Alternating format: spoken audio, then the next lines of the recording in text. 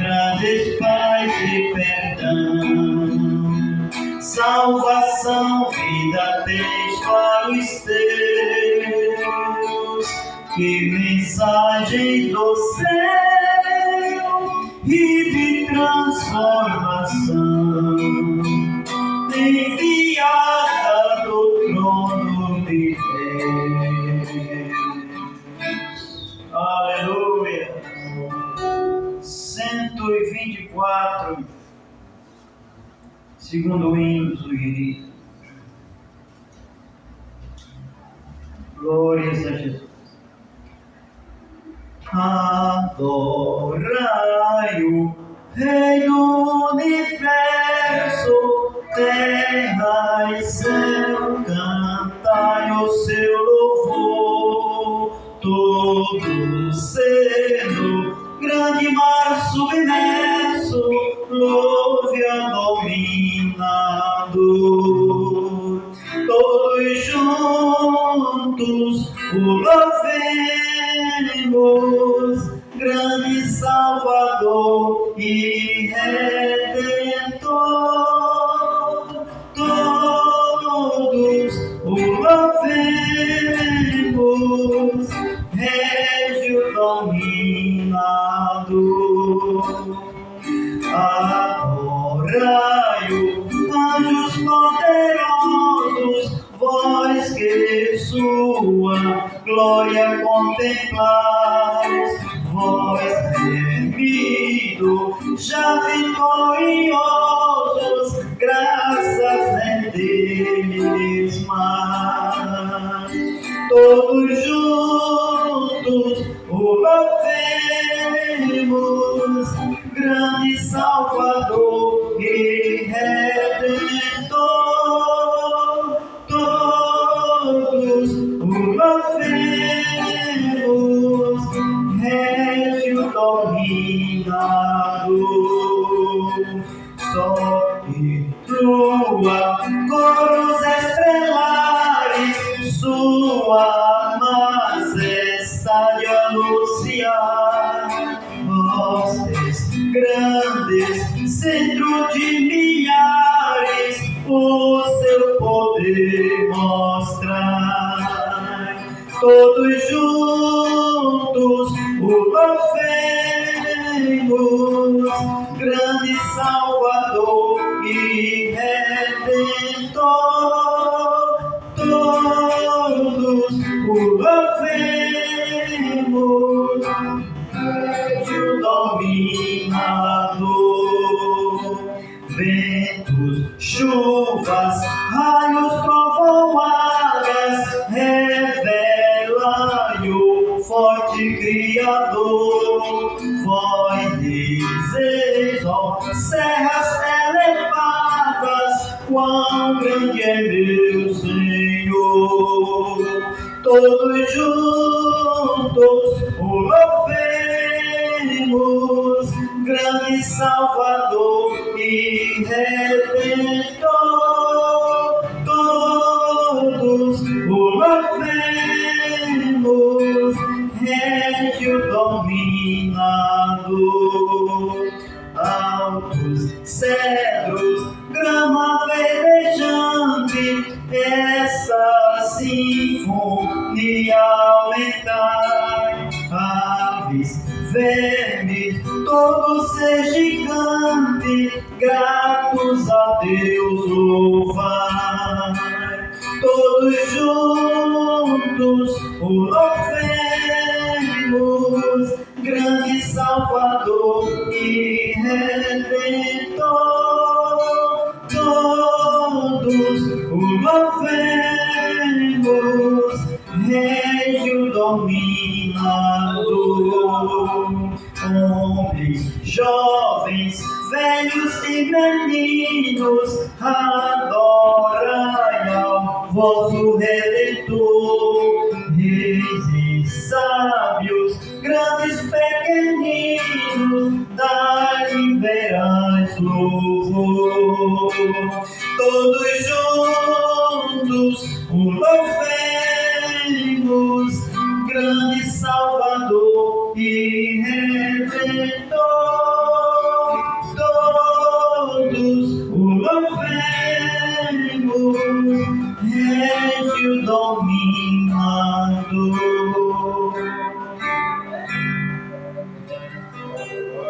Aleluia! Glória seja dada ao Senhor. Irmão, substituir 481 ele pelo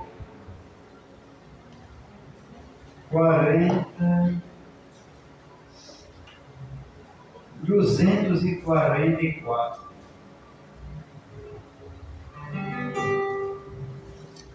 Glória seja dada a Jesus.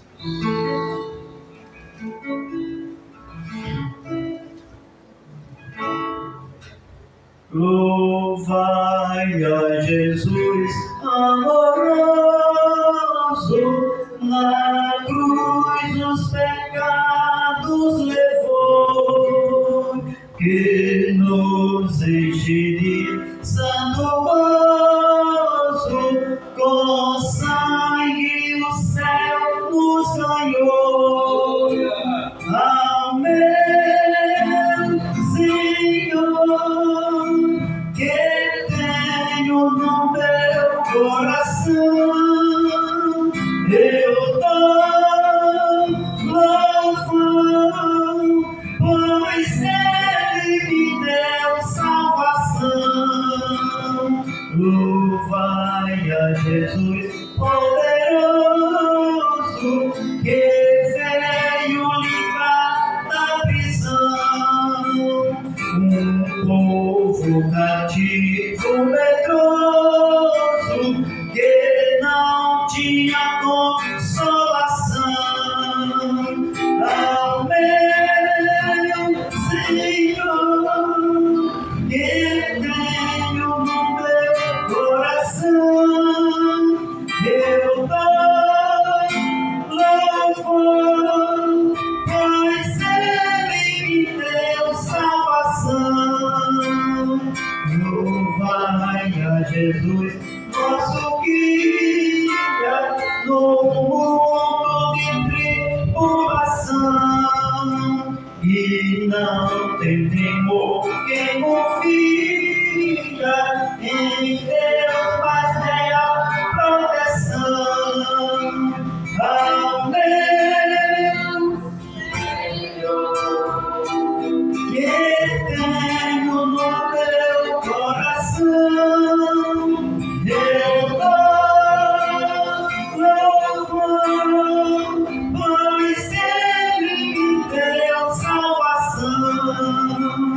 Louvai a Jesus, dai glória, pois Rei e Senhor Ele é. Na cruz nos ganhou a vitória, vencei com Jesus pela fé. Amém, Senhor, que tenho no meu coração, eu dou louvor, pois Ele me deu salvação. Glorificado seja o nome. Aleluia! Mas irmãos, foi nesta noite eu tendo louvado ao Senhor Jesus com 3 hinos, 2 sugeridos e 1 substituído. Nós temos louvado o nome do nosso Jesus maravilhoso. Nesta noite, amados irmãos, nós estamos diante da lição de número 1 do segundo trimestre, 2025. Lição de número 1 do dia 6 de abril de 2025, que será amanhã, que tem por título, irmãos. Verbo que se tornou carne. Amém. É o título da lição desta noite, e o textuário nos diz: E o Verbo se fez carne e habitou entre nós, e vimos a sua glória, como a glória do unigênito do Pai, cheio de graça e de verdade. João capítulo 1, versículo 14. E a verdade prática nos diz: o Verbo de Deus é inserir na história, assumindo a forma de homem para redimir os pecadores. Amém?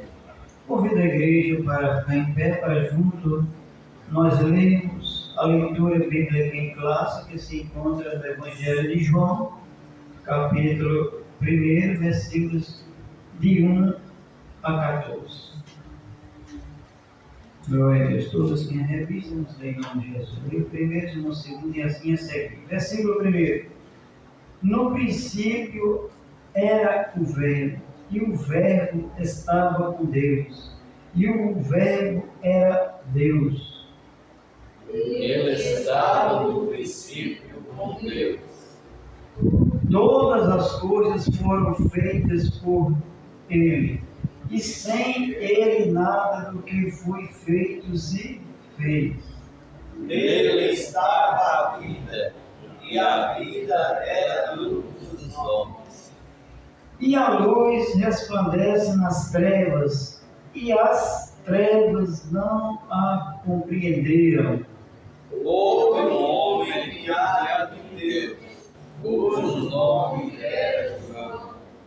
Este veio para testemunho, para que testificasse da luz, para que todos crescem por ele. Não era ele a luz, mas veio para que testificasse da luz. Ali estava a luz verdadeira que alumia a todos os homens que vêm ao mundo.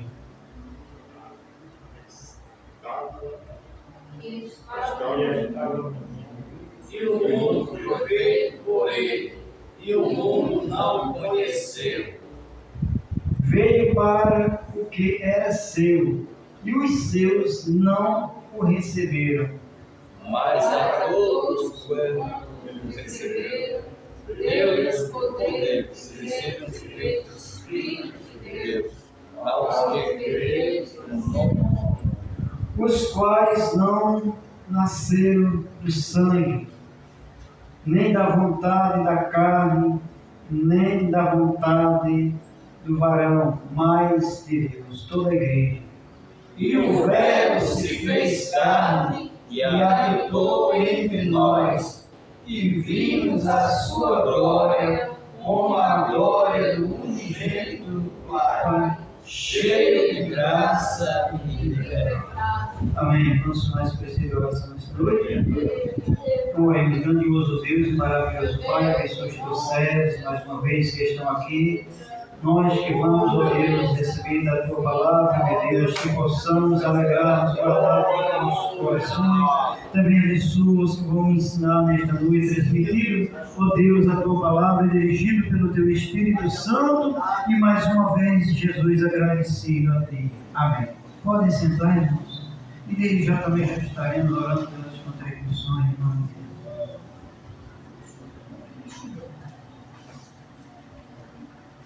Oh, amado. Aleluia. Oremos, maravilhoso Deus e grandioso Pai, abençoa, Senhor, nesta noite os teus servos que estão aqui, aqueles que nesta noite têm para contribuir. Também abençoa, Senhor, aqueles que não têm para contribuir nesta noite, mas o Senhor é aquele que sabe, que conhece. Ó Deus, abençoa também o teu servo, que nesta noite vai fazer o santo recolhimento dos dízimos e ofertas da tua casa, em nome de Jesus. E amém.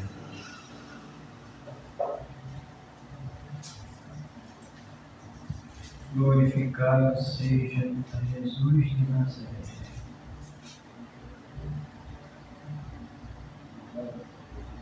(465)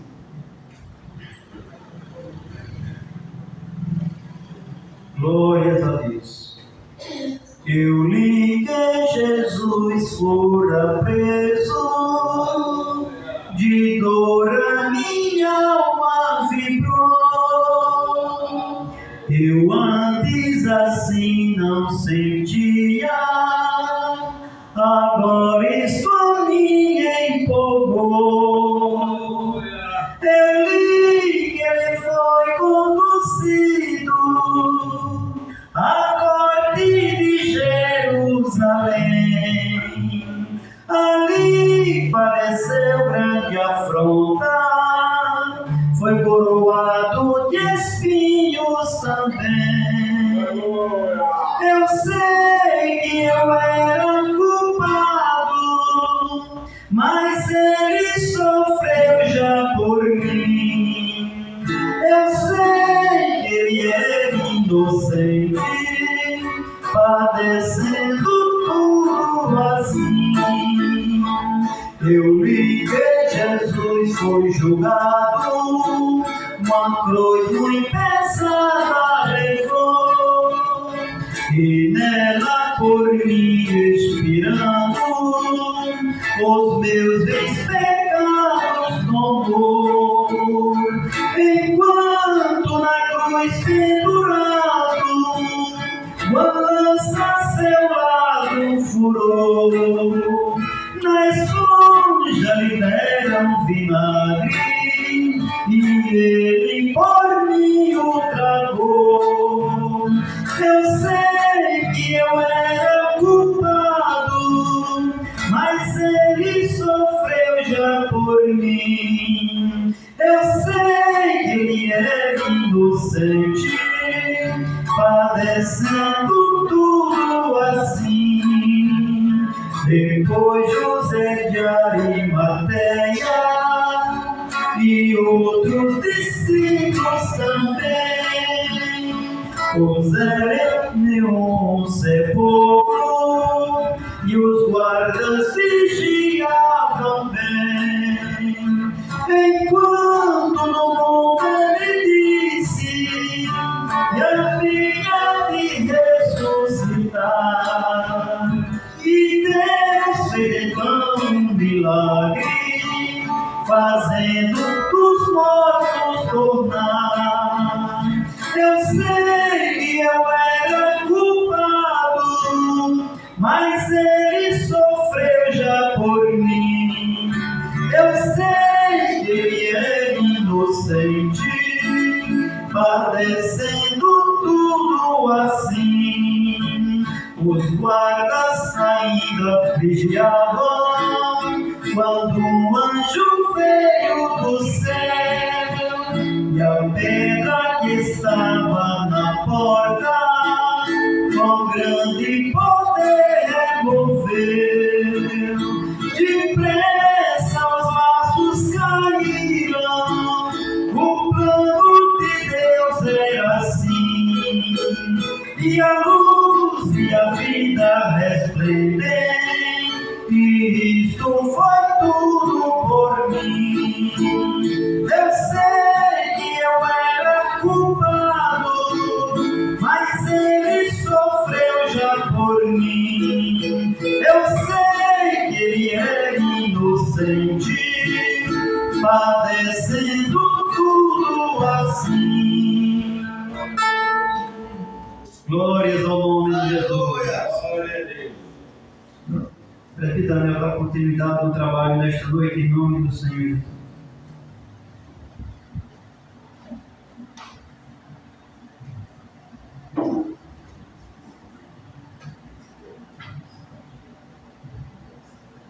Meus irmãos, eu saúdo todos com a paz do Senhor, conforme nos orienta o dirigente desta noite, o Senhor Gilberto. Damos prosseguimento à escola bíblica deste sábado. Também saudando aos internautas, aos amigos e irmãos que estarão nos acompanhando pelas redes sociais, no YouTube, nosso irmão Alex Serafim, também pelo Instagram, aqueles que verão a postagem deste culto, ao vivo, ou gravado, mas que possam ser alcançados pelo poder da palavra de Deus. Sintam-se bem, ouvindo a palavra de Deus, saiba que Jesus os ama e tem um propósito na sua vida, uma coisa especial para vocês que estão nesta noite ouvindo a palavra de Deus. Meus irmãos, nós acabou-se o primeiro trimestre de 2025 e estaremos iniciando hoje o segundo trimestre de 2025, mais uma lição bíblica. E a lição de hoje, é uma lição introdutória, que ela vai abordar o tema, o livro, o autor e assim uma síntese de toda a lição. Se você olhar na capa da sua revista, o tema deste trimestre é: e o Verbo se fez carne. Jesus sob o olhar do apóstolo do amor. Então nós vamos ver Jesus e seu ministério sob o olhar do apóstolo João. Aquilo que ele viu, aquilo que ele sentiu e a experiência dele durante o ministério de Jesus. Vamos falar de fatos. A vida de Jesus não é uma história, irmão.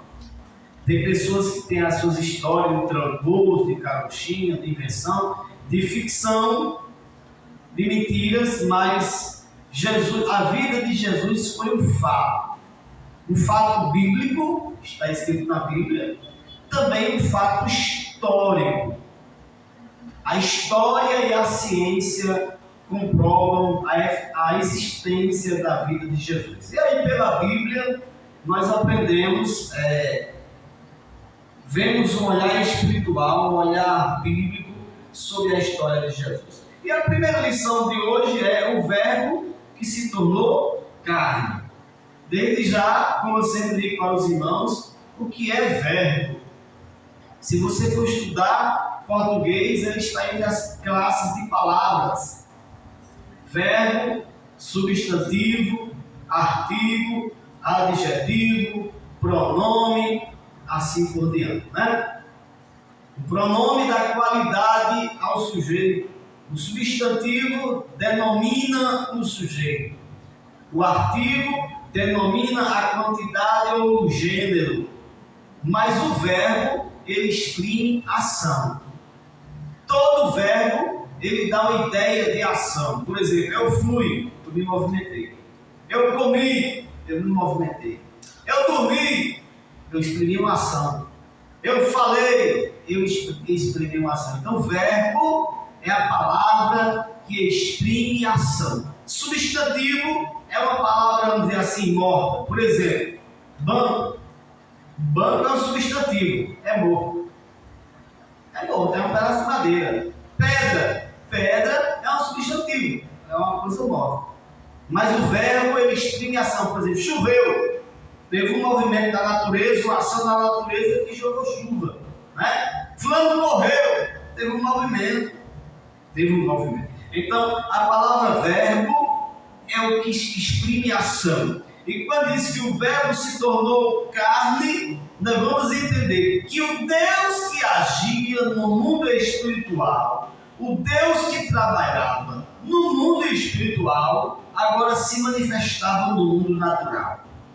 Aquele Deus que estava por trás das cortinas espirituais, se ouvia falar de Deus, se ouvia falar do anjo do Senhor, se ouvia falar do Filho de Deus. Mas agora ele aparece.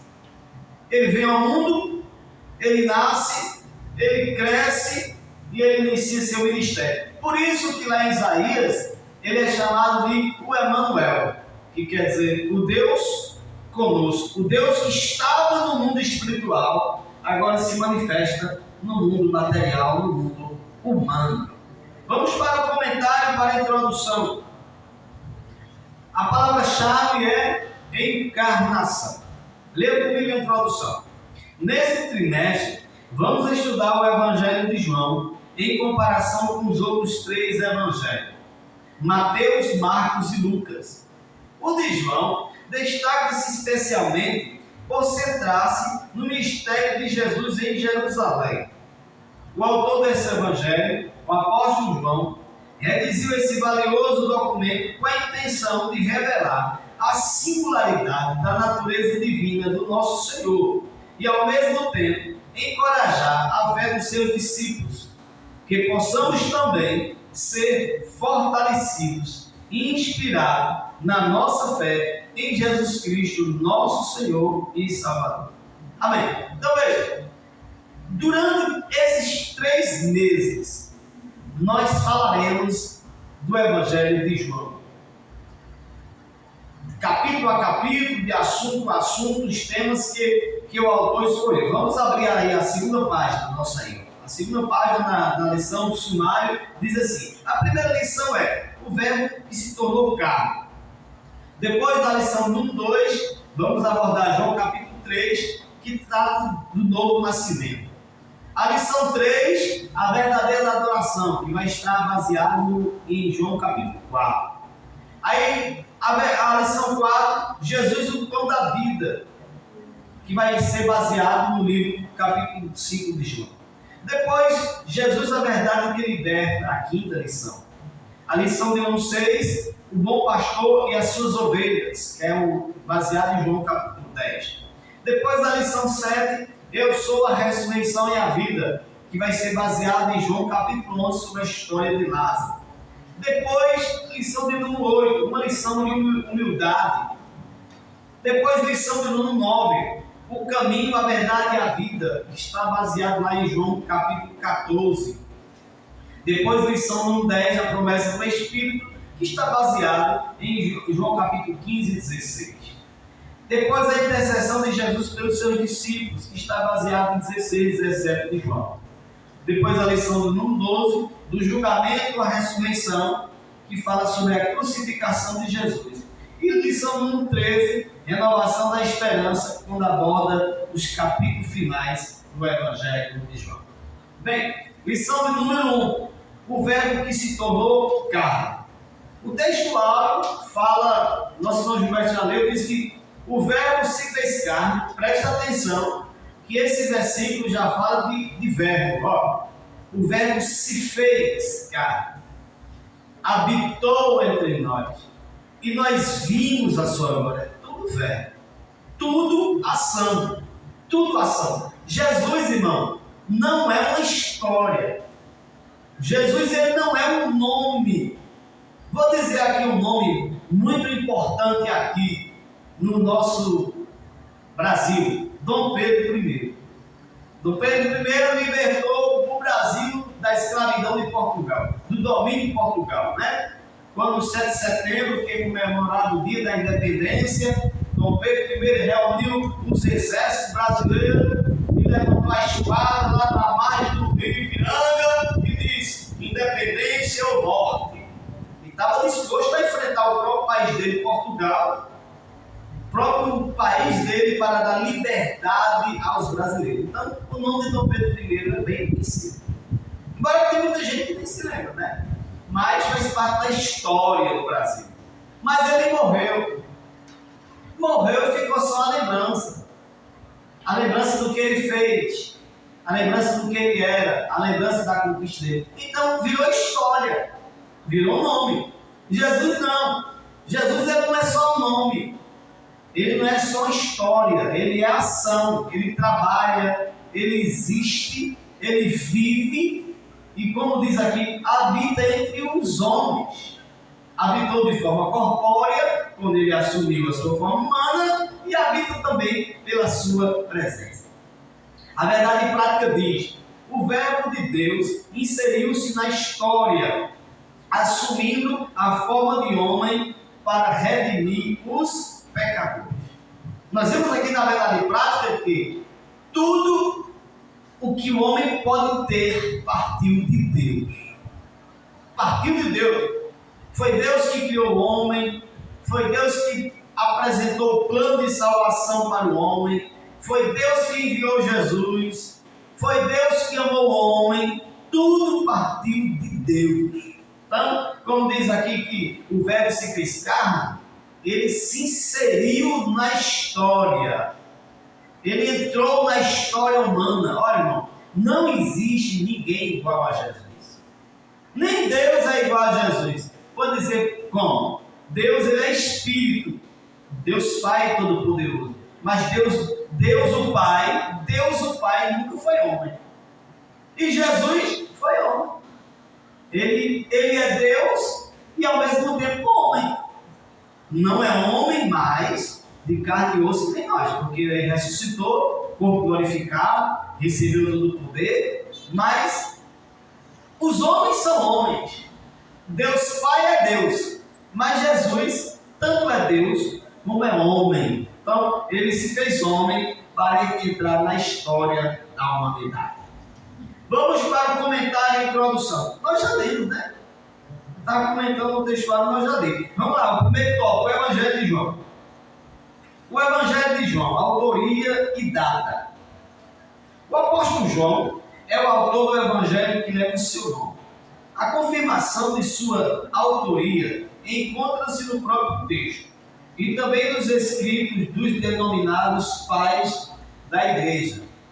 Admite-se que tenha sido escrito entre os anos de 80 e 90 depois de Cristo. De acordo com estudiosos, o Evangelho de João apresenta uma doutrina genuína sobre a divindade de Jesus Cristo. Assim, as expressões Verbo Divino e a palavra que se fez carne são de grande importância nesse quarto Evangelho. Então vamos entender o Evangelho de João. Veja,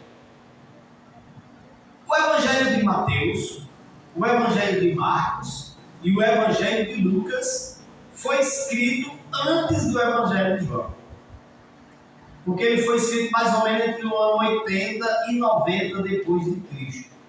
Quando esse Evangelho foi escrito, o apóstolo Paulo já tinha morrido, Pedro já tinha morrido, os apóstolos, todos os 11 apóstolos já tinham morrido, porque João foi o único apóstolo que morreu de velhice. Todos os outros foram assassinados. E João ficou bem velhinho.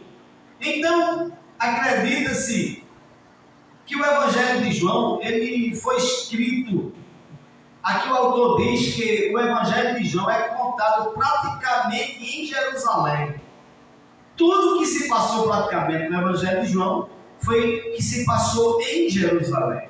Não tem muita história sobre a Galileia, não tem muita história sobre a Fenícia, não tem muita história sobre os demais locais. É mais sobre a capital de Israel, Jerusalém. Por quê? Dá a entender que João já sabia da existência do Evangelho de Mateus. João já sabia da existência do Evangelho de Marcos, do Evangelho de Lucas. Então, João quis escrever o Evangelho e foi inspirado pelo Espírito Santo a centrar mais no ministério de Jesus em Jerusalém. Então, acredita-se pela cronologia que quando João escreveu o seu livro, os demais evangelhos, os demais 3 evangelhos já tinham sido escritos. O 2:1, o propósito do evangelho. O Evangelho de João tem como um de seus propósitos levar o leitor a crer que Jesus é o Cristo, o Filho de Deus, e ao crer, encontrar a vida em seu nome. Não é por acaso que os especialistas referem-se à primeira parte do primeiro capítulo como o prólogo de João, ou seja, a apresentação desse Evangelho. De João, capítulo 1, versículo 1 ao 14. Nesse trecho, o apóstolo apresenta Jesus como filho enviado de Deus ao mundo para fazer parte da história. Assim sendo, o Logos é a palavra encarnada. Então, o propósito do apóstolo João, quando o Espírito Santo inspirou o apóstolo João a escrever esse evangelho, era que as pessoas chegassem a crer, para quem lesse e acreditasse que Jesus Cristo é o Filho de Deus. Lembra que nós estudamos aqui no trimestre passado, irmãos, sobre os agnósticos. Os agnósticos, eles acreditavam que, uma parte dos cristãos do início do primeiro século, eles acreditavam que Jesus não era o Filho de Deus. E o apóstolo João, ele conviveu com esses falsos apóstolos, esses falsos mestres, esses falsos ensinadores, dizendo que Jesus era apenas um profeta. Veja que quando nos evangelhos, Jesus certa vez reuniu os apóstolos e disse assim: o que é que as pessoas estão comentando sobre mim? O que é que as pessoas dizem que eu sou? Aí assim, um diz que é João Batista que ressuscitou. E outros dizem que é Jeremias. Outros dizem que é algum dos profetas.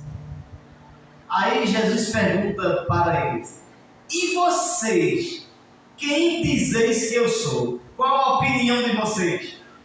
Aí a Bíblia diz que Pedro, Mateus 18, diz assim: e Pedro, tomando a palavra, disse assim: tu és o Cristo, o Filho do Deus vivo. Então, tinha muita opinião sobre Jesus naquela época.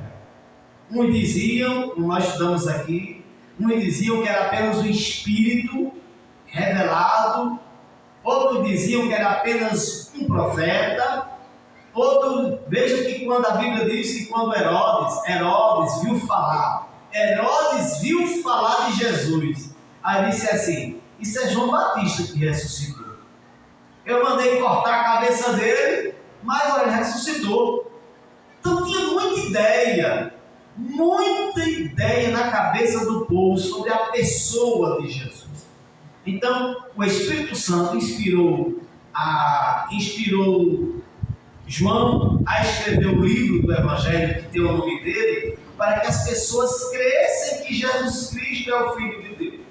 E por que então João escolheu escrever o seu livro em acontecimentos que passaram-se mais em Jerusalém?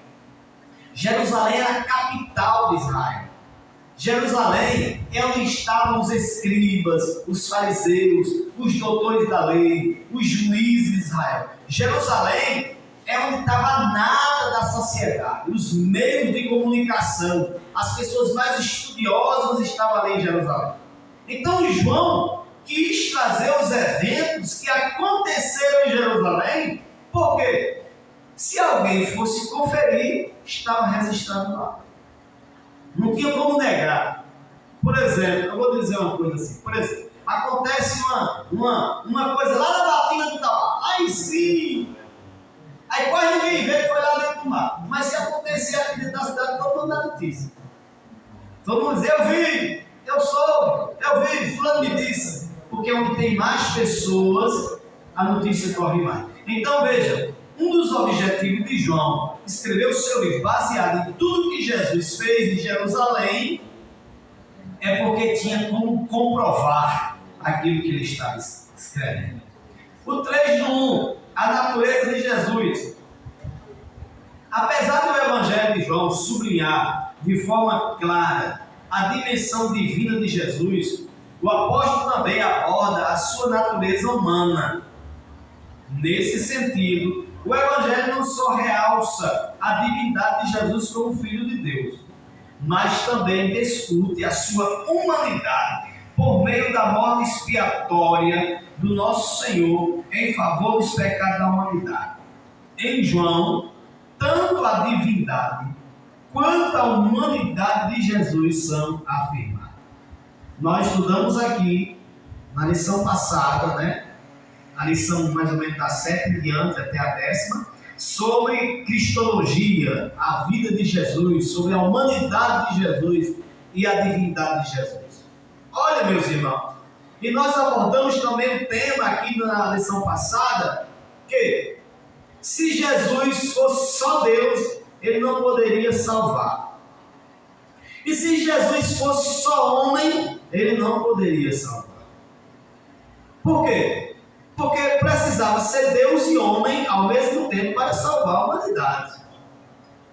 Veja que, apesar de Deus ser Deus e ser, a Bíblia diz, de Deus vem a salvação. Mas, quando Adão e Eva pecaram, o que Deus fez? Deus matou um animal, derramou o sangue do animal e cobriu Adão e Eva com a pele daquele animal. Lá em Êxodo capítulo 12, quando foi tirar o povo do Egito, a Bíblia diz que Deus disse que o povo matasse um cordeiro, um cabrito, o sangue colocasse nas portas e a carne do cabrito jogasse fora. Não, mandou que assasse e comesse a carne do cabrito ou do cordeiro. Lá na frente, Deus instituiu os sacrifícios. Tudo isso aí apontava para Jesus. Aquele animalzinho que morreu no jardim, aquele animal que morreu durante a Páscoa, aqueles animais que morreram durante o sacrifício, apontava para a humanidade de Jesus, que ele se tornaria humano e morreria na cruz do Calvário. Então as pessoas que dizem, e eu até vou falar aqui um assunto aqui, que é um tanto polêmico, as pessoas que dizem que Jesus não é Deus, estão negando a salvação. Porque se Jesus não era Deus, ele não podia salvar, porque só Deus é quem pode salvar. E as pessoas que dizem que Jesus não era homem, também não pode salvar. Também está negando a salvação. Por quê? Para Jesus salvar o homem, ele precisava se identificar com o homem. Lembra que lá em Gênesis capítulo 3, versículo 15, diz assim, que era a semente da mulher que esmagaria a cabeça da serpente? Então Jesus precisava nascer de uma mulher para se identificar com a humanidade, para representar a humanidade e assim morrer e salvar. Veja, tem um grupo aqui no Brasil, até teve outro dia um programa aqui, debate é um programa da Assembleia de Deus que tinha um pastor da Assembleia de Deus nesse debate. E aquele grupo que chama Voz da Verdade, que tem um sino muito bonito, viu? Diga-se de passagem. A Igreja Voz da Verdade não acredita que Jesus faz parte da Trindade. Peraí, se Jesus não faz parte da Trindade, já não é Deus. Não é verdade? Então fica meio duvidoso a pessoa acreditar numa igreja assim, que traz uma mensagem diferente, que coloca em dúvida a divindade e a humanidade de Jesus. Se eu duvido da divindade de Jesus, eu estou duvidando da salvação. Se eu duvido da humanidade de Jesus, eu também estou duvidando da salvação. Por quê? A natureza de Jesus. Jesus foi homem, 100% Deus, e ao mesmo tempo 100% homem. Vamos para o tópico 2. Tópico 2, Jesus, o Verbo de Deus. Olha, se os irmãos tiverem alguma pergunta, pode fazer. Como vai a escola bíblica, a gente dispõe desse tempo. Jesus, o Verbo de Deus. 1:2 diz, a revelação que ultrapassa o passado. Quando o apóstolo João redigiu a introdução do primeiro capítulo do seu evangelho, no princípio era o Verbo, é provável que tenha como referência Gênesis capítulo 1, versículo 1. Esse primeiro versículo do evangelho mostra que o Verbo é Deus. Oi? Jesus, o Verbo de Deus. Aí eu li a revelação que ultrapassa o passado. Esse primeiro versículo do Evangelho mostra que Jesus, que o Verbo é Deus, no princípio, possuindo assim uma existência infinita, ou seja, não tem começo nem fim. Assim, muito além do passado, desde o princípio, o Verbo já existia com Deus.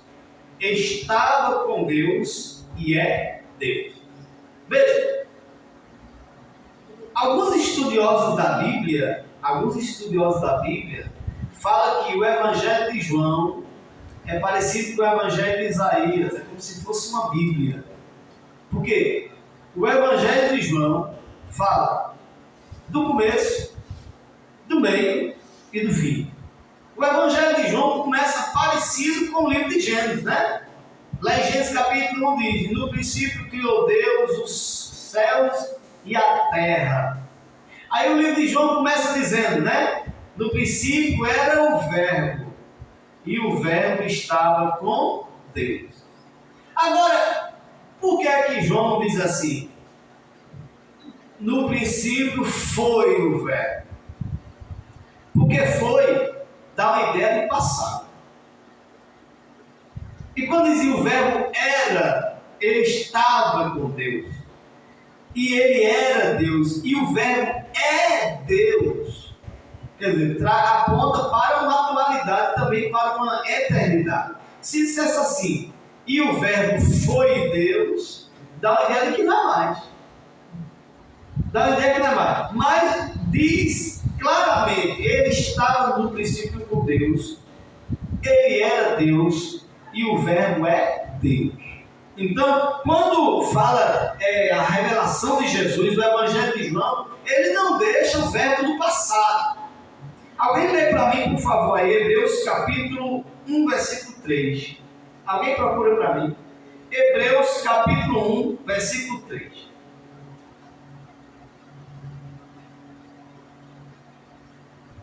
Alguém pode procurar? Hebreus capítulo 1, versículo 3. Enquanto vocês procuram, eu leio mais um tópico. O 2 do 1. a natureza fundamental do Verbo. Tal como Deus é eterno, também o Verbo o é. Mais adiante, em Apocalipse, o apóstolo João descreve o Verbo como o Alfa e o Ômega, o princípio e o fim. Diz o Senhor que é, que era e que há de vir, o Todo-Poderoso. Assim conforme seu Evangelho, o evangelista apresenta Jesus como o Logo de Deus, a palavra encarnada que habita entre os homens. Portanto, enquanto o Verbo encarnado, Jesus é conhecido por muitos e adorado por Deus. Veja, meus irmãos, quando fala aqui a palavra Logos, Logos quer dizer Verbo. Logos é a palavra que exprime a ação.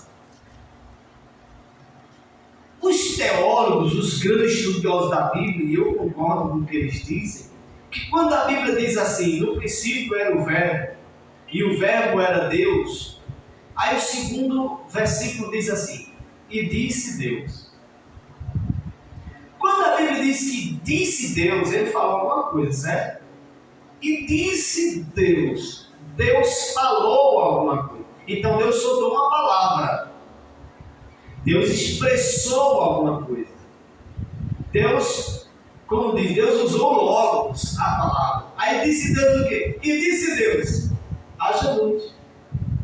Aí quando a Bíblia diz que disse Deus, haja luz, aí a Bíblia diz, e houve luz. A luz não existia, porque a Bíblia diz que havia trevas. Não tinha luz na terra, era trevas.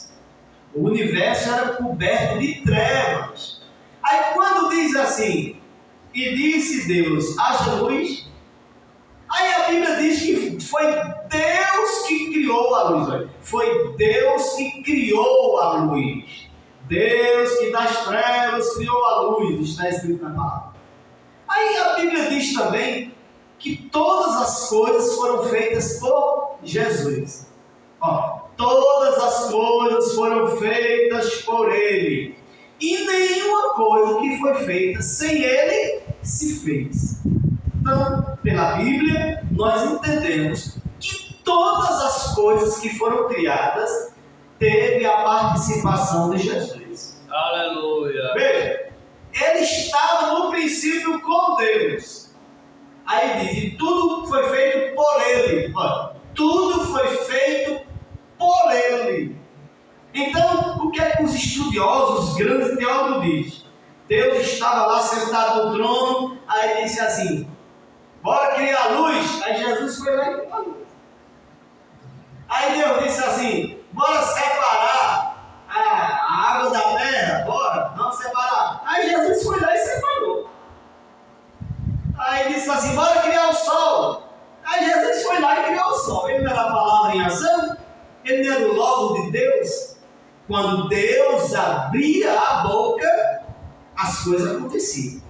Então, quando diz assim, ele estava no princípio com Deus, e o Verbo se fez carne, isso quer dizer, a palavra de Deus em ação. Deus pensava, Deus planejava, e Jesus, junto com o Espírito Santo, criava as coisas. Então, nós vemos que aqui é um prólogo, ou uma comparação com Gênesis capítulo 1, versículo 1. Antes de ler esse versículo ali, eu queria que os irmãos lessem aí Apocalipse 1 e 8.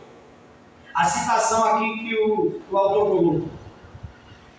Veja, quando a Bíblia diz lá em Gênesis capítulo 1, no princípio era o Verbo. Gênesis capítulo 1, no princípio criou Deus dos céus e a terra.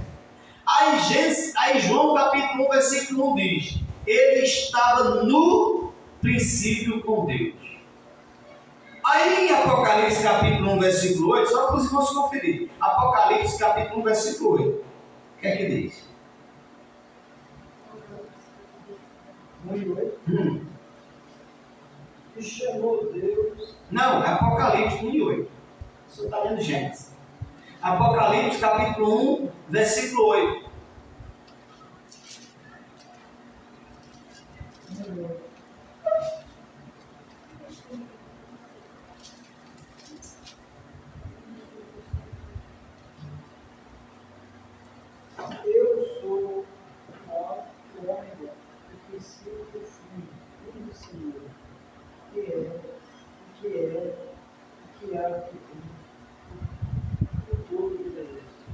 aí, porque eu pedi para os irmãos lerem Apocalipse, capítulo 1, versículo 8, se aqui a revista está citando. Eu vou dizer porque eu pedi para os irmãos lerem. Porque o autor diz aqui assim, ó. Lê comigo 2 do 2, assim, ó. A natureza fundamental do verbo.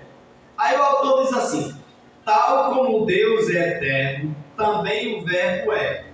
Mais adiante, em Apocalipse, o apóstolo João descreve o verbo como alfa, o ômega, o princípio e o fim. Espera aí. Aqui o autor está dizendo que João descreve Jesus como alfa, o ômega, o princípio e o fim. Mas aí eu pedindo para ler, o irmão Gilberto leu, não foi João que descreveu. Foi o próprio Jesus que descreveu a si mesmo. Ele diz assim, ó, eu sou. Quando Jesus diz eu sou, ele mesmo está falando dele mesmo. João está citando as palavras que Jesus falou. Não é apenas João dizendo. Não é apenas João citando. É Jesus que está dizendo. Jesus está dizendo, eu sou o alfa e o ômega. Os irmãos sabem que a alfa é o A do alfabeto grego. E ômega é o Z do alfabeto grego. O A é a primeira letra do nosso alfabeto, né? A, B, C, D, F, G, H, I, F, J, Z. O A é a primeira letra e o Z é a última letra. No alfabeto grego, a primeira letra é alfa, a última letra é ômega. Aí Jesus está dizendo, eu sou a primeira letra e eu sou a última letra. Eu sou o princípio e eu sou o fim. Então quando Jesus diz assim, eu sou o princípio, aponta para Gênesis capítulo 1, versículo 1, quando diz, no princípio criou Deus os céus e a terra. E quando Jesus diz, eu sou o princípio, aponta para João capítulo 1, versículo 1, quando diz, ele estava no princípio com Deus. Então veja aqui, aponta para a eternidade de Jesus. E como nós falamos aqui no trimestre passado, as pessoas dizem assim, qual a idade de Jesus? As pessoas dizem 33. 33 foram os anos que ele viveu aqui na Terra. A vida humana dele aqui na Terra, como homem, certo? Mas Jesus não tem idade. Como Deus, ele não tem idade. Quantos anos Jesus tem? Ninguém sabe. Não tem conta. É eterno. Quem é eterno não teve princípio e não teve fim. Por que é que nós tivemos início? Porque a Terra um dia teve início. Se nós olharmos, se nós formos aí para fazer um estudo cronológico da Bíblia, vamos fazer um estudo cronológico da Bíblia. Segundo alguns historiadores, a história bíblica tem 6.000 anos. De Adão para cá, segundo os estudiosos, de Adão para cá tem 6.000 anos. Porque passou 2.000 anos de Adão até Abraão e de Abraão para cá passou 4.000 anos. Então, pela cronologia da Bíblia, a humanidade, pela cronologia da Bíblia, a humanidade tem 6.000 anos. Mas aí os cientistas aí acharam um homem com 10 milhões de anos. Não sei de onde é que veio esse homem com 10 milhões de anos. E aí, segundo a ciência, a Terra já tem mais de 1 bilhão de anos. Espera aí, como é que nós vamos entender isso? A Terra tem 1 bilhão de anos, se os homens só têm 6 bilhões? Bem, a Bíblia diz que no princípio criou Deus os céus e a terra. Esse princípio é muito distante. Então, quando a ciência diz que a Terra tem 1 bilhão de anos, ela não está mentindo. Porque o princípio de Deus é muito distante. Então, eu vou dizer que Jesus tem mais de 1 bilhão de anos. Muito mais do que isso. Ele é eterno. Ele não teve princípio. A Terra teve princípio. A luz aqui na Terra teve princípio. A humanidade teve princípio, teve início. Mas Deus e Jesus não tiveram início. Vamos lá, o 3:2 diz, no princípio era o verbo. Aí nós vamos ler Hebreus 1:3, já. No princípio era o verbo. Conforme já referimos no grego do Novo Testamento, a palavra que se traduz por verbos é logos, que significa palavra. O conceito de logos traz consigo a noção de expressão tanto da razão quanto da linguagem. Nesse sentido, a forma mais adequada de compreender este termo relaciona-se com as maneiras pelas quais Deus se manifesta ao ser humano.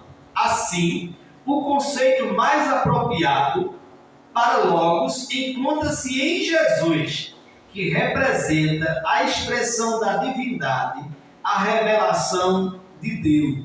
Agora, alguém procura para mim Hebreus capítulo 1, versículo 3. Veja, meus irmãos, Deus queria se expressar. 1:3. É 1:3. Leia, por favor.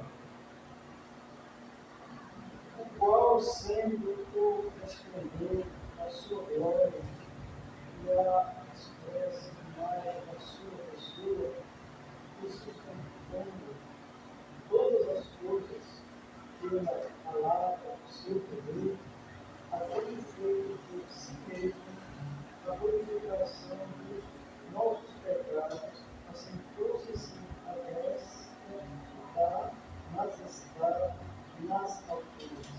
Amém. Veja, Deus queria se manifestar de uma forma mais clara, se identificar com a humanidade, porque Deus aparecia como um fogo consumidor, né?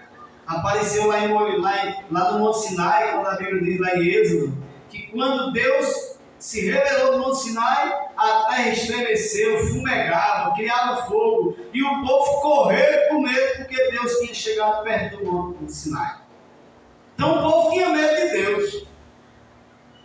A presença de Deus um fogo consumidor, um Deus inacessível, um Deus invisível, um Deus terrível. Então, povo, Deus queria se manifestar, aparecer com uma mais proximidade, com mais clareza, mostrar a sua presença, mostrar a sua bondade, e Ele revelou isso na pessoa de Jesus.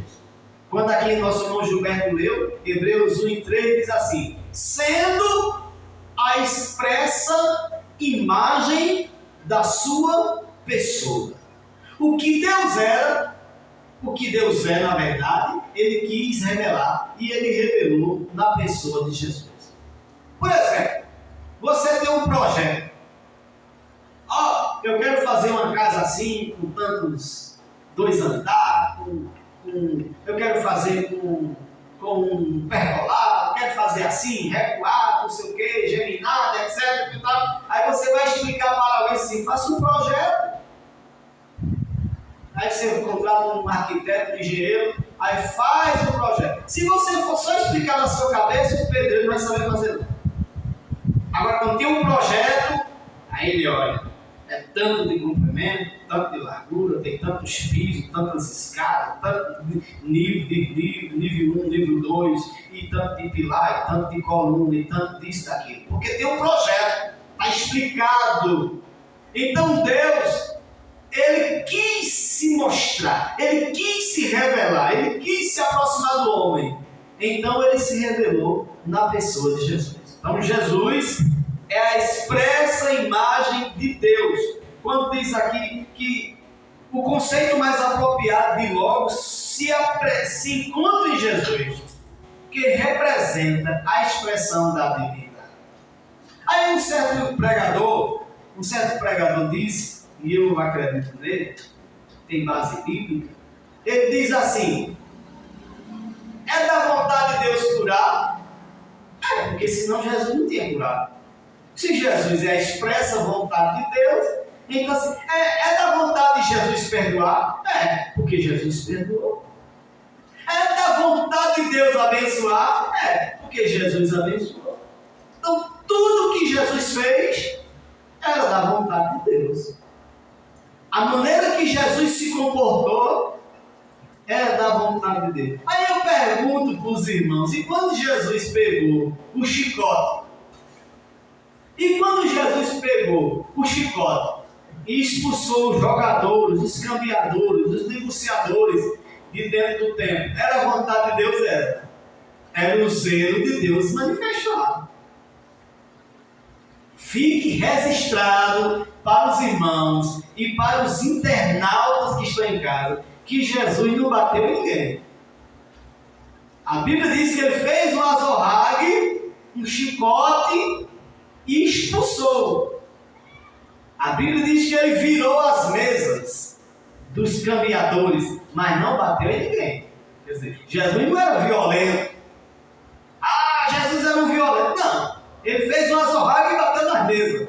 Ele não bateu em ninguém, não. Agora nas mesas ele bateu. Ele deu uma chicotada nas mesas, virou as mesas e disse assim: ó, aqui na minha casa não fica nem ladrão, nem salteador, nem cambiador. Vocês estão fazendo da casa de meu pai lugar de negócio. Então, isso aí, Jesus revelava o zelo de Deus quando ele fez isso. Vamos para o tópico 3. O pastor quer falar um pouquinho do tópico 3. Irmão Alex, tópico 3. A encarnação do Verbo. Tópico 3. A encarnação do Verbo. A manifestação do Verbo e a luz do mundo. João identifica Jesus como Criador de todas as coisas, mediado pelo Pai através do poder de sua palavra. A seguir, ele faz uma distinção entre luz e trevas. As trevas simbolizam a obscuridade espiritual provocada pelo pecado. No entanto, Deus enviou João Batista para testemunhar e proclamar sobre a luz.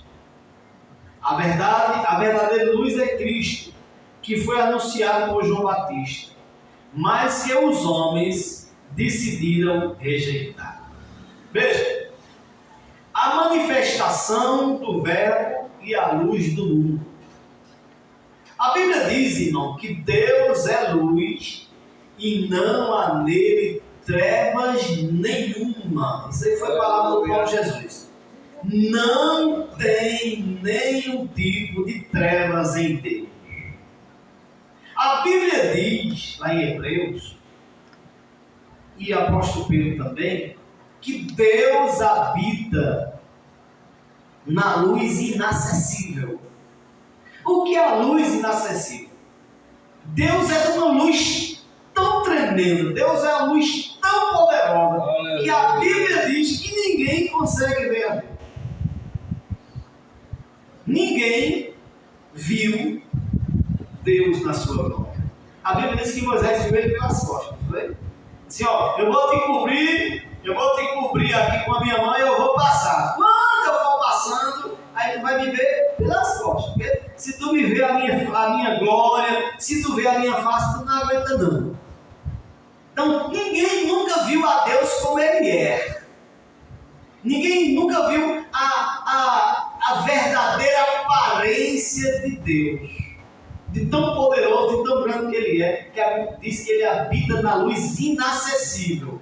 E a Bíblia diz que nem o homem poderá ver Deus na sua inteireza, na sua totalidade.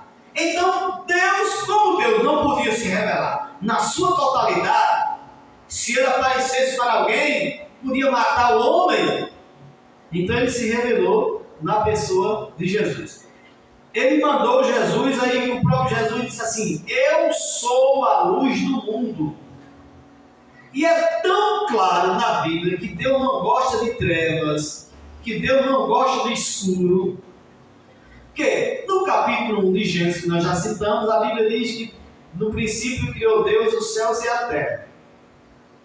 Aí quando diz assim, a terra era sem forma e vazia, esse olhar foi de Deus, né? Se não existia um homem, quem é que estava olhando? Quem estava olhando era Deus, né, irmão Gilberto? Deus lá do céu, olhou para baixo, mas viu a terra, assim, rapaz, a terra sem forma, a terra vazia, e a Bíblia diz, e havia trevas sobre a terra. Deus não quis, Deus não gostou daquele projeto. Deus não gostou daquela situação. A terra sem forma, vazia e escura. Interessante, irmão, que o primeiro passo de Deus não foi dar forma à terra. O primeiro passo de Deus não foi encher a terra. Qual foi o primeiro passo de Deus? Colocar luz na terra. Porque é ruim trabalhar no escuro, né? Imagina você fazer a atividade de casa no escuro, cozinhar no escuro, passar roupa no escuro, varrer a casa no escuro. Meu Deus, não tem como trabalhar no escuro. Então o que Deus disse assim, ó, eu vou mudar aqui, mas primeiro vamos colocar luz no negócio. Aí Deus disse, haja luz. Aí houve luz. Então Deus não gosta das trevas. O pecado é treva, irmão. O pecado é obra das trevas. Por isso que Deus não gosta do pecado. Deus ama o pecador, mas não gosta do pecado. Então veja, Deus ama a luz. Deus ama a luz. A Bíblia diz que todo aquele que crê nele e anda na verdade, vem para a luz. Aleluia! Porque a luz tudo manifesta. A luz tudo manifesta. Você às vezes está, irmão, às vezes você está com uma manchinha no rosto, aí você vai para o espelho, aí não dá para ver. Eu mesmo faço isso, às vezes uma manchinha assim, eu vou para o celular, aí claro, eu no espelho, né? Porque a luz manifesta, a luz mostra as coisas pequenas. Uma socorro perde uma agulha, a agulha cai lá debaixo da máquina, aí é meio escuro, ela vai ter que ir lá com uma luz ali no celular. Quando clareia, acha. Porque a luz traz à tona as coisas. A luz clareia. Então, meus irmãos, veja, Deus, Ele é luz e Ele não gosta de trevas. Quem é que gosta de trevas? O inimigo de nossas almas. A Bíblia diz que quando Deus jogou, a Bíblia diz que quando Satanás se rebelou contra Deus, a Bíblia diz que Deus expulsou do céu e jogou eles lá do céu para a terra. E aí caiu, a Bíblia diz que eles caíram como tocha de fogo, como as estrelas caindo do céu para a terra. Os estudiosos, olha, isso aqui não é doutrina não, viu? É os estudiosos, os teólogos que dizem que quando Satanás caiu do céu para a terra, foi onde apareceu as trevas sobre a terra. Essas trevas que apareceram sobre a terra foi quando o diabo caiu com seus anjos na terra. E ficou sem forma, vazia e escura. Porque a Bíblia diz lá em Isaías, olha, lá em Isaías diz assim, Deus criou a terra no princípio e não a criou vazia. Espera aí. Como é que diz que Deus criou a terra e não a criou vazia? Mas aí depois diz, e a terra era sem forma e vazia. Então existe aí um espaço de tempo. Aí entra aquela história dos fósseis, né? Dos grandes dinossauros, que os dinossauros vieram antes dos homens. E a ciência prova, irmão, olha, a ciência prova que os dinossauros existiram antes dos homens. Antes do homem existir, os homens não viveram no tempo dos dinossauros. Se você for ali em Sousa, você encontra as pegadas bem grandonas, encontra os ossos, acharam até ovo de dinossauro, desse tamanho. Por quê? Existiram. E os cientistas e os teólogos acreditam que os dinossauros existiram antes dos homens. Então por que a terra era sem forma e vazia antes de Deus criar Adão e Eva? Acredita-se que foi esta queda. Quando Deus lançou Satanás do céu à terra, ele acabou com a terra. Destruiu tudo. E os cientistas dizem que foi um grande meteoro que caiu do céu, que quando caiu na terra, matou todos os animais e os dinossauros que tinha na terra. E não parece, a história não parece bem dar de encontro com a Bíblia, né? Porque a Bíblia diz assim, que quando Satanás caiu do céu, alvoroçou os moradores da terra. Quem eram os moradores da terra? Certamente eram dinossauros, não tinha uma ainda, né?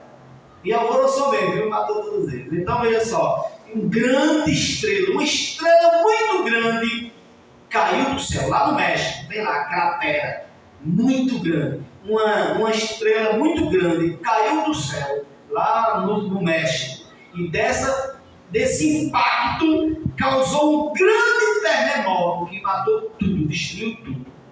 Então, dá para entender mais ou menos o que é isso, né? A criação, quando houve trevas sobre a face da terra. E aí, meus irmãos, para encerrar aqui, só para contar um pouquinho agora. Olha, veja, e aí, aonde é que Satanás mora? Ele não gosta de luz. Ele não gosta de luz, ele gosta das trevas. E aí ele se esconde nas trevas. Porque ele não gosta, porque Deus é luz. E tudo que Deus é, ele faz ao contrário. É igual aquela história que a nossa povo contou. Bota açúcar nos olhos, não vou botar sal. Tem pessoas que fazem as coisas ao contrário. Então veja, Deus é luz, ele é trevas.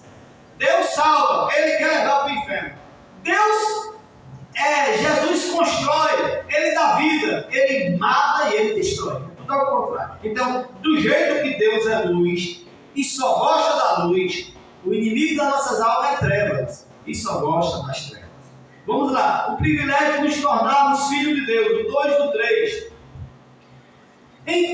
Enquanto Israel rejeitou a bênção da salvação através da obra do Calvário, Deus ofereceu a todas as pessoas, independentemente de sua raça, etnia ou língua, a oportunidade de se tornar filho de Deus pela fé no nome de Jesus. Está lá em 1, 12 e 13. Tanto aos judeus quanto aos gentios, a luz manifestou-se para revelar o plano divino de redenção de toda a humanidade. Assim, aos gentios foi assegurada uma herança de filiação divina através do amor do Pai. Portanto, como crentes em Cristo, temos o privilégio de sermos chamados filhos de Deus. Alguém procura para mim aí 2 versículos, Romanos 1 e 16. Romanos 1 e 16 e Romanos 2 e 10. E aí a gente lê esse tópico e já encerra. Romanos 1 e 16, dá para citar de cor, que é muito conhecido.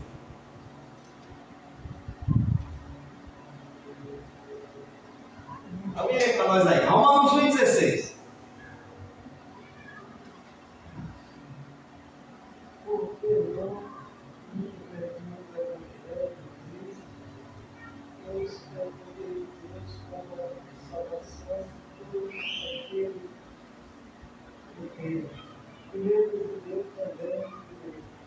Amém.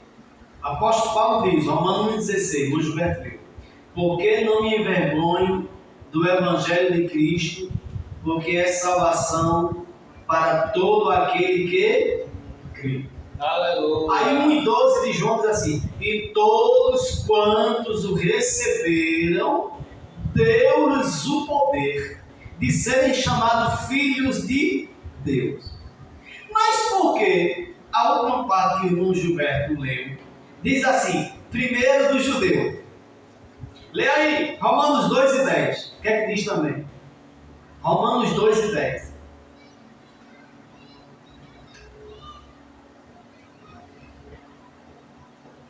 Glória, porém, e honra dadas àquele que faz bem, primeiramente ao judeu e também ao grego. Olha, glória, pois, e honra ao que faz o bem, primeiramente ao judeu, mas depois o grego. O grego era os gentios na época. Veja, irmão, o apóstolo Paulo diz, a salvação veio primeiro para os judeus, depois foi que veio para os gentios. Aí João capítulo 1, versículo 8 diz assim, e veio, é o 8 ou é o 12? Vamos ver aqui na leitura bíblica em classe. É o 11. Veio para para o que era seu, e os seus não o receberam. Então Jesus veio primeiramente para os judeus. Por isso que o Evangelho de João, ele tá aqui abordando mais a vida de Jesus em Jerusalém. Porque João está aqui dizendo que Jesus veio para os judeus. A promessa de salvação para Israel era primeiro para os judeus. Mas aí no versículo 12, quando ele diz assim, veio para o que era seu, e os seus não receberam. Bem, Jesus veio para os judeus não quiseram ele, rejeitaram ele e mataram numa cruz. Mas aí o versículo 12 diz, mas a todos quanto receberam, deu-lhes o poder de serem feitos, não chamados, olha, não é de serem chamados não, é de serem feitos. Ser chamado é uma coisa, ser feito é outra, não é verdade? Chamado é dar nome, ser feito é ser criado, é ser transformado. Então, veja, Jesus veio para os judeus, como os judeus não quiseram, todos os que quiseram, os gentios. Ó, aqui não tem nenhum judeu. Tem algum judeu aqui? Tem, não, aqui não tem ninguém descendo de judeu, não, você que não sabe. Mas não tem nenhum judeu aqui na igreja. Mas receberam a Cristo. Se recebeu a Jesus, se recebeu a Cristo, Deus deu o poder deles serem feitos filhos de Deus. A manifestação e a habitação do verbo, 3:3. A frase, o verbo se fez carne, sugere a humanização de Deus que passou a viver entre os homens. O termo verbo possui uma conotação muito mais rica e profunda do que qualquer conceito filosófico. Deus entrou na história.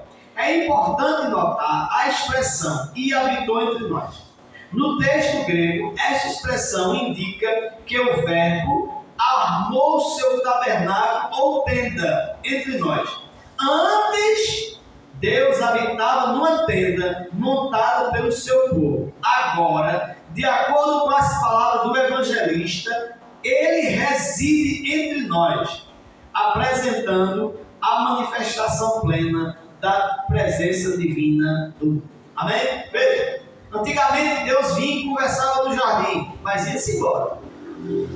Deus se revelava para Moisés no monte, mas ia-se embora. A Bíblia diz que o Espírito vinha sobre Sansão, e Sansão ficava forte, fazia lá o milagre dele, mas o Espírito ia-se embora.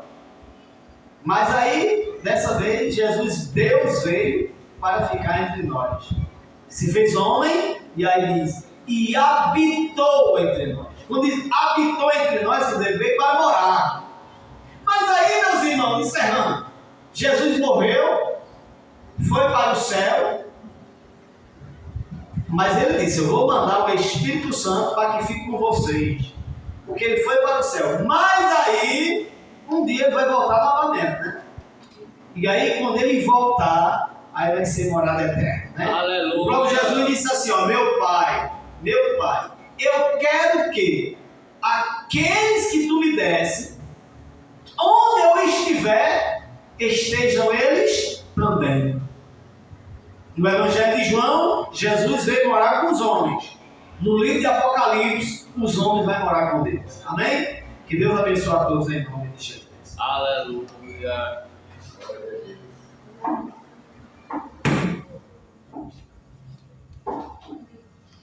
Amém, amados. Diante de tudo, nesta noite, dentro da lição, a conclusão nos diz: nesta lição, tivemos a oportunidade de iniciar o estudo do Evangelho de João. Mostra sua relevância e o seu objetivo na vida da igreja. Observamos que a revelação sensível de Deus e a sua intervenção na história torna o Evangelho de João, uma obra única do Novo Testamento. Em João, entendemos que a encarnação do Verbo trouxe luz plena àqueles que crescem. Assim, através da fé em Jesus, somos denominados e feitos filhos de Deus.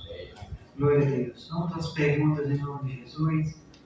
Primeira pergunta: qual é a doutrina que o Evangelho de João explora?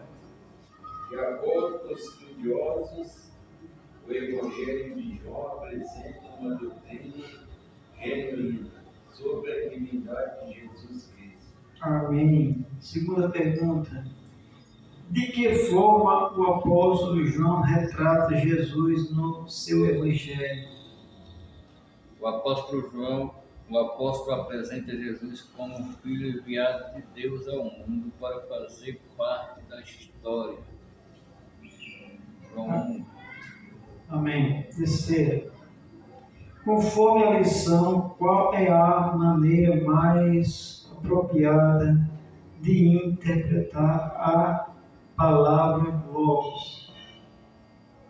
O conceito mais apropriado para Logos encontra-se em Jesus, que representa a expressão da divindade, a revelação de Deus. Amém. Quarta pergunta: de que modo o apóstolo João destaca Jesus Cristo? Jesus como Criador de todas as coisas, mediador pelo Pai através do poder de sua palavra, da sua palavra. Amém. Quinta e última pergunta: que significado carrega a expressão o Verbo se fez carne?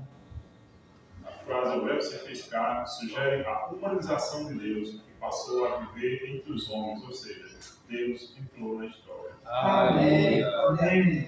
Convido a igreja para frente. E digam comigo textuário. E o Verbo se fez carne e habitou entre nós.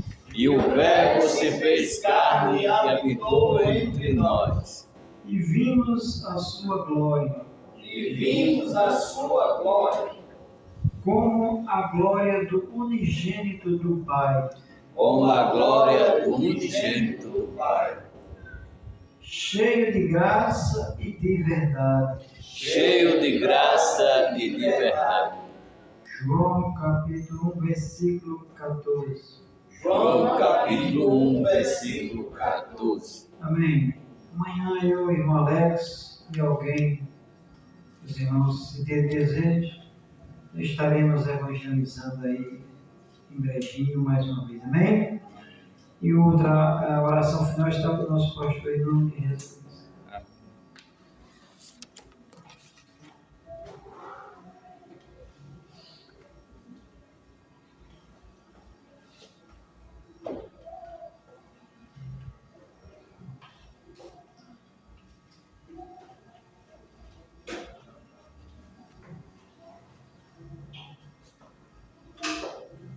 Amada igreja, com a paz do Senhor. Amém. A gente precisa de oração. E a minha casa. Senhor Deus, agradecido, meu Deus, por estarmos aqui na tua casa mais uma vez juntos. Aleluia, Pai, juntos nos aprendemos a tua palavra. Deus, estende as mãos, continua abençoando a tua igreja, teu povo que aqui está, os que não puderam vir, todos que estão aqui, Deus, tu sabe, continua abençoando, aleluia, e vai conosco para o nosso lar. E assim, ó Pai, nós te pedimos em nome de Jesus. E amém.